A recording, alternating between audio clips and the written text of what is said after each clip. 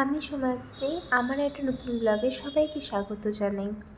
দেখুন, আজকের ওয়েদারটা বেশ ভালো লাগছে। প্রতিদিনের মতন আজও সকাল সকাল রান্নাটা বসিয়ে দিয়েছি।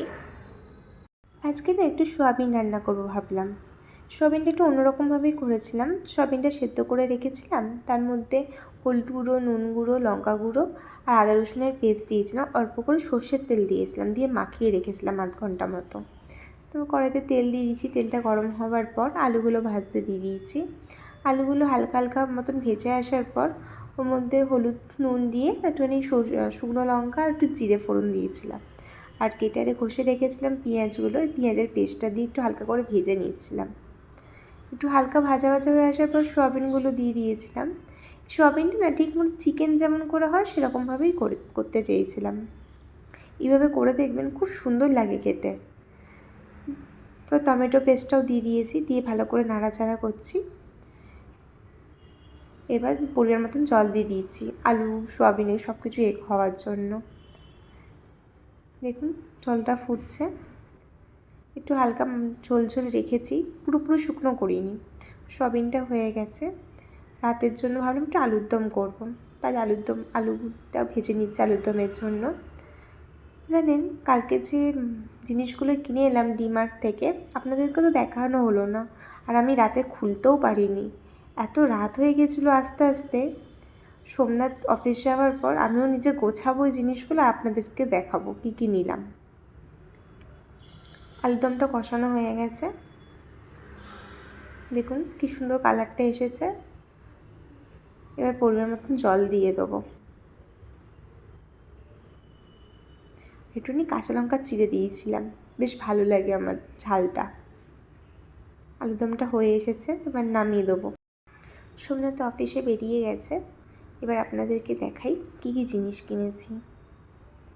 অনেক কিছুই জিনিস কিনেছিলাম, তাই এসে খুলে একটু দেখাই হয়নি কী কী কিনেছি না কিনেছি, এতটাই ক্লান্ত লাগছিল। দেখুন এই কাপটা পেয়েছিলাম 39 টাকা দিয়ে, দুটো কিনেছিলাম। দেখতে নিত গ্লাসে চা খেতাম, তাই ভাবলাম যে দুটো কাপ কিনে নিই। কাপগুলো বেশ মজবুতও ছিল, সুন্দরও ছিল। এই 49 টাকা দিয়ে প্লেটটা কিনেছিলাম, দেখে বেশ ভালো লেগেছিলো যে একটা কিনে নিয়ে যাই।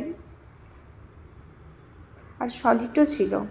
এই তেলের প্যাকেটটা অনেক কম টাকায় পেয়েছি, 106 টাকায়। এই চানাচুর একটার সাথে একটা ফ্রি, ভাবলাম যে আমাদের তো চানাচুর লাগেই, তো কিনে নিই। দুটো চানাচুরের প্যাকেট নিয়ে নিয়েছি, একটার সাথে একটা ফ্রি পেয়েছি। এই বিস্কুটের সাথে আর একটা বিস্কুটও সেম বিস্কুট পেয়েছি 100 টাকায়। অনেক ভালো না, অফার দিচ্ছিল। এই একটা নোনতা বিস্কুটের প্যাকেট নিয়েছি, বেশিরভাগ জিনিসই একটার সাথে একটা ফ্রি পাচ্ছিলাম। যেমন এই নিউট্রিস চয়েসের যে বিস্কুটটা, সেই বিস্কুটটা একটার সাথে একটা পেয়েছি। এই লঙ্কার গুঁড়োর প্যাকেটটা নিয়ে নিয়েছিলাম।